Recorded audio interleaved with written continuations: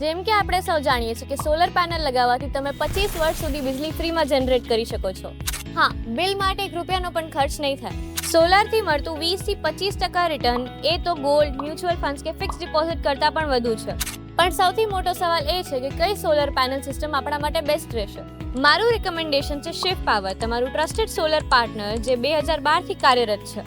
અહીં તમને મળે છે બેસ્ટ સર્વિસ, એ પણ અફોર્ડેબલ રેટ્સ પર, અને સાથે મળે છે 60% સુધીની સબસિડી.